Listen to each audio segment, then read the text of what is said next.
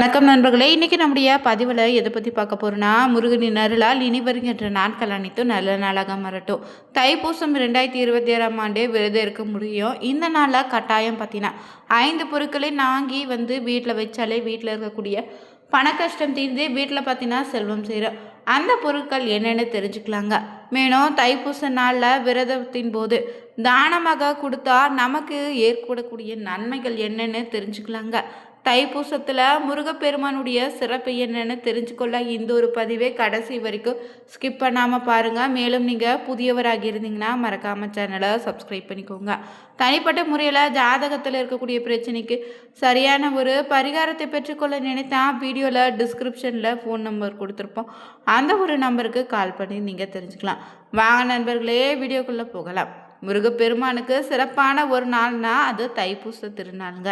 இந்த தைப்பூச திருநாளையொட்டி முருக பக்தர்கள் பார்த்தீங்கன்னா விரதம் இருக்கும்போது 48 நாட்கள், 21 நாட்கள், 11 நாட்கள், 6 நாட்கள், ஒரு நாள் கூட நீங்கள் தைப்பூசத்தன்று விரதம் இருந்து மனதார முருகப்பெருமானுக்காக விரதம் இருந்து வழிபடலாம். இந்த தைப்பூசத்தன்று விரதம் இருக்கக்கூடிய நபர்கள் பார்த்தீங்கன்னா ஞாயிற்றுக்கிழமை அதிகாலை எழுந்து குளிச்சுட்டு வீட்டு பூஜையில முருகப்பெருமானுடைய படத்திற்கு செவ்வரி பூக்களை அலங்கரித்து விளக்கேற்றி ஓம் முருகா போற்றி என்னும் மந்திரத்தை 108 முறை சொல்லி மனதார நீங்கள் விரதத்தை தொடங்கலாம். விரதம் இருக்கக்கூடிய நபர்கள் காலை மாலை இருநேரமும் உணவு எதுவும் மருந்தாமல், அப்படி முடியாதவங்க பால் பழம் மட்டும் சாப்பிட்டு மாலை அருகில் இருக்கக்கூடிய முருகன் ஆலயத்திற்கு இருக்கக்கூடிய பிரசாதத்தை பார்த்தீங்கன்னா எடுத்துக்கொண்டு உங்களுடைய விரதத்தை நிறைவு செய்துக்கலாங்க.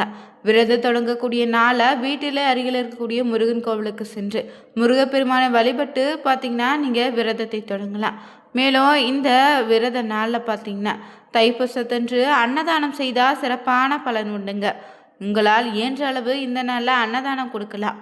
தீராத கடன் பிரச்சனை சிக்கி இருந்தீங்கன்னா தைப்பூச திருநாளில் எந்த பொருளை பக்தர்களுக்கு அன்னதானமாக கொடுத்தா கடன் சுமையிலிருந்து விடுபடலான்னு பார்த்தீங்கன்னா இந்த நாளில் செய்ய வேண்டிய தானம் பார்த்தீங்கன்னா முருகனுக்கு உகந்த மலை தேன் தாங்க.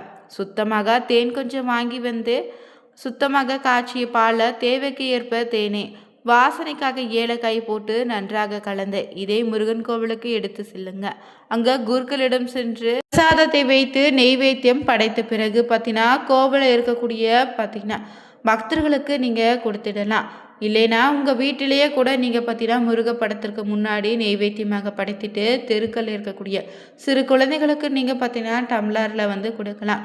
உங்களுடைய வசதிக்கேற்ப 1 லிட்டர் பால் 2, 3 லிட்டர், 5 லிட்டர் அளவில் நீங்கள் அன்னதானமாக இந்த நாளில் கொடுக்கலாங்க. இந்த பாலை நீங்கள் கொடுக்கும்போது உங்கள் அருகில் இருக்கக்கூடிய எந்த உயிரினம் வந்தாலும் அந்த உயிரினத்தை உதாசனப்படுத்தாதீங்க. குறிப்பாக நாய், பூனை போன்ற எந்த ஜீவராசிகள் வந்தாலும் கொடுத்துடலாம், தவறு கிடையாது. மனிதர்களுக்கு மட்டும்தான் இந்த தானம் கிடையாதுங்க. அனைத்து ஜீவராசிகளுக்கும் உதாசனப்படுத்தாமல் இந்த ஒரு தானத்தை நீங்கள் கொடுத்துடுங்க. முருகன் இந்த நாளில் எந்த ரூபத்திலாவது நீங்கள் கொடுக்கக்கூடிய இந்த பிரசாதத்தை நிச்சயம் பார்த்தீங்கன்னா எடுத்துப்பார். இதனால் உங்களுடைய பிரச்சனை பார்த்தீங்கன்னா சரியாகிடுங்க. தைப்பூசம் பார்த்தீங்கன்னா முருக கடவுளுக்கு வழிபடக்கூடிய சிறப்பான நாளுங்க. இந்த நாளில் பார்த்தீங்கன்னா அனைத்து முருகன் கோவில்களும் சிறப்பான பூஜைகள் நடக்கும். இந்த நாளில் பலரும் முருகப்பெருமானை நினைத்து விரதம் இருப்பீங்க. உங்கள் வீட்டில் இருக்கக்கூடிய ஆரோக்கிய பிரச்சனை, பண பிரச்சனைன்னு எந்த பிரச்சனையாக இருந்தாலும் இந்த தைப்பூச நாளில் வாங்க வேண்டிய சில பொருட்கள் இருக்குது. இந்த பொருட்களை வாங்கி வீட்டில் வைத்தாலே போதுங்க, உங்களுக்கு இருக்கக்கூடிய கஷ்டம் நீங்கிடும். பொதுவாகவே இந்த தைப்பூசம் அன்று முருகனுக்காக காவடி எடுத்தல், முருகன் கோவிலில் அன்னதானம் செய்தல்னு பல விசேஷங்கள் நடத்துவாங்க. அதே போல் கோவில்களில் மட்டும் இல்லைங்க, வீடுகளில் தைப்பூச வழிபாடு செய்யக்கூடிய பழக்கமே இருக்குது. அதனால் இந்த நாளில் பார்த்திங்கன்னா முதல் நாளே வீடு மற்றும் பூஜை அறையை சுத்தம் செய்திடுங்க. தைப்பூச நாளில் காலையில் எழுந்து குளிச்சுட்டு நெற்றியில் திருநீர் அணிந்து முருகனுக்கு விளக்கு ஏற்றி வழிபடுங்க. பூஜை அறையில் இருக்கக்கூடிய அனைத்து சுவாமி படங்களையும் அலங்காரம் செய்திடுங்க. பிறகு முருகப்பெருமானுடைய திருவுருவ படத்தை எடுத்து மாலை, பூ இல்லைன்னா மஞ்சள், குங்குமம் விட்டு அலங்காரம் செய்துட்டு முடிந்தவரை சிகப்பு நிற அலங்காரம் செய்திடுங்க. முருகப்பெருமானுக்கு இந்த நாளை வேல் வைத்து வழிபடுவதோ இன்னும் சிறப்பான பலனை ஏற்படுத்தி தரும். வீட்டில் வேல் வைத்திருப்பவங்க சுத்தமான நீரில் அபிஷேகம் செய்துட்டு அதன் பிறகு பால் அபிஷேகம் இல்லைன்னா பன்னீர் அபிஷேகம் செய்து வழிபடலாம். பிறகு ஒரு கிண்ணம், அந்த கிண்ணமானது செம்பு, பித்தளை, வெள்ளின்னு ஏதாவது ஒரு கிண்ணம் எடுத்து அதில் பச்சரிசி முழுவதும் நிரப்பி அதில் மலர்களை அலங்காரம் செய்து வேலின் நடுவில் வைத்து வழிபாடு செய்யுங்க. முருகப்பெருமானுக்கு நெய்வேத்தியமாக சர்க்கரை பொங்கல் இல்லைன்னா பாயாசம் போன்ற ஏதேனும் ஒரு இனிப்பு உணவை படைத்து வழிபடலாம். பிறகு இதனோடு வாழைப்பழம், வெற்றிலை பாக்கு வைத்து நெய் தீபம் ஏற்றி வழிபடுங்க. வழிபடும் போது முருகப்பெருமானை மனமுருக நினைத்து வேல் பதிகத்தையும் கந்தர் கலிவெண்பா உள்ளிட்ட ஏதேனும் ஒரு முருகப்பெருமானுடைய பாடலை பாடுங்க. பிறகு முருகப்பெருமான் கோவிலுக்கு சென்று வழிபடுவதன் மூலம் இன்னும் அதிகமான பலன் உண்டு. இந்த நாளை விரதம் இருந்து பிறருக்கு அன்னதானம் செய்தால், உதவுதல் போன்ற விஷயங்களை செய்தாலே முருகப்பெருமானுடைய அருள் உண்டாகும். இந்த நாளை விரதம் இருந்து வழிபடுவதால் செல்வம் அதிகரிக்கும், ஆரோக்கியம் சிறப்பாக இருக்கும், நினைத்த காரியம் நடக்கும். மேலும் குடும்பத்தில் பார்த்தீங்கன்னா அதிகரிக்குங்க. மேலும் இந்த நாளில் வாங்க வேண்டிய முக்கியமான சில பொருட்கள் என்னென்னு தெரிஞ்சுக்கலாங்க. இந்த நாளில் பார்த்தீங்கன்னா முருகப்பெருமானை வழிபட்டால் நினைத்தது நிறைவேறும்னு சொல்லலாம். மேலும் இந்த நாளில் பார்த்தீங்கன்னா முருகப்பெருமானுடைய அருளை பெற நீங்கள் கல்லுப்பு வாங்கி வந்து வழிபடுங்க. புதிதாக கல்லுப்பு கட்டாயம் வாங்கி வந்து வழிபடுங்க. அடுத்ததாக பார்த்தீங்கன்னா பச்சரிசி புதிதாக வாங்கி வந்து வழிபட்டால் மகாலட்சுமியுடைய அருள் உண்டாகும். அடுத்ததாக உங்கள் வீட்டிலேயே வேல் இருந்தால் எலுமிச்சை பழத்தை புதிதாக வாங்கி அதில் சொருகிடுங்க. இல்லைனா எலுமிச்சை பழத்தை இரண்டாக நறுக்கி அதன் ஒரு பாதியில் மஞ்சமும் இன்னொரு பாதியில் குங்குமத்தையும் தடவி வாசற்படியில் 2 பக்கமும் வைத்திடுங்க. இப்படி செய்வதனால் கெட்ட எண்ணங்கள் நீங்கி நல்லது நடக்க ஆரம்பிக்கும். அடுத்தபடியாக பார்த்தீங்கன்னா இந்த நாளில் நீங்கள் வாங்க வேண்டிய இன்னொரு பொருள்னா மஞ்சள், குங்குமம் தாங்க. இதை வாங்கி வந்து வைத்து வழிபடுவதோ உங்கள் வாழ்க்கையில் இருக்கக்கூடிய பலவிதமான பிரச்சனைக்கு ஒரு சரியான பரிகாரமாக அமையும். முருகப்பெருமானின் அருளை பெறுவதற்கு சிறப்பான நாளாக இருக்கக்கூடிய இந்த நாளை பார்த்தீங்கன்னா முருகனை எப்படி வழிபடலான்னு தெரிஞ்சுக்கலாங்க. தை மாத வளர்பிறையும் பௌர்ணமி திதியும் பூச நட்சத்திரமும் இணைந்த நாளை தான் தைப்பூச திருநாளாக கொண்டாடுவோம். அந்த வகையில் இந்த ஆண்டு பிப்ரவரி 1ஆம் தேதி காலை 4:41 தொடங்கி பிப்ரவரி 2ஆம் தேதி காலை 4:43 வரை பௌர்ணமி தேதி அமைந்திருக்கு. அதே போல் இந்த நாளில் அதிகாலை 1:54 தொடங்கி 2ஆம் தேதி 1:01 வரை பூச நட்சத்திரம் இருக்குது. பிப்ரவரி 1ஆம் தேதியன்று முழுவதும் பௌர்ணமியும் பூச நட்சத்திரமும் இருப்பதால் இந்த நாளில் வழிபடுவது சிறப்புங்க.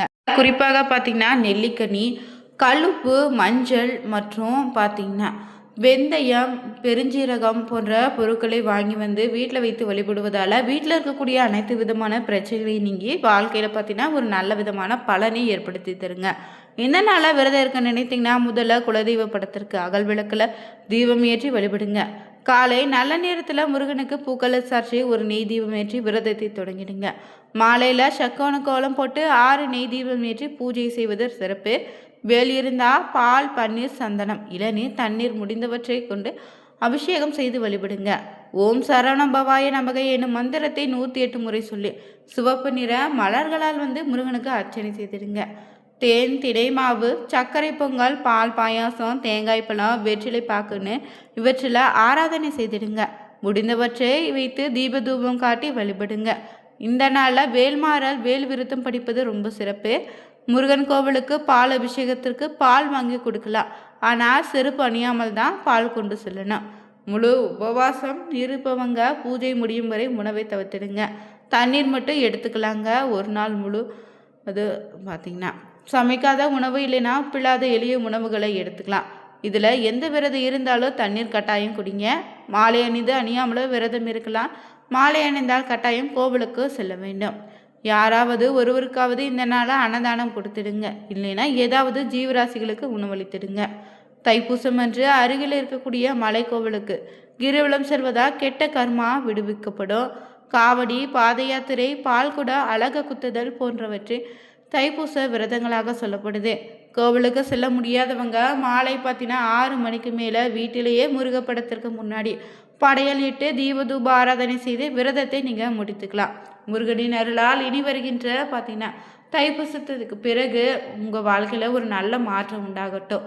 மேலும் இந்த நாளில் முருகன் கோவிலுக்கு சென்று முருகனுக்கு நெய் தீபம் ஏற்றி அங்கே இருக்கக்கூடிய குழந்தைகளுக்கு ஏதாவது சிறு இனிப்போ இல்லைன்னா வீட்டிலையே தயிர் சாதம், புளி சாதம் இல்லைன்னா எலுமிச்சை சாதம் செய்து கொண்டு கோவிலுக்கு எடுத்து சென்று நெய்வேத்தியம் படுத்திட்டு அங்கே இருக்கக்கூடிய பக்தர்களுக்கு கொடுத்தீங்கன்னா சிறப்பான பலன் உண்டுங்க.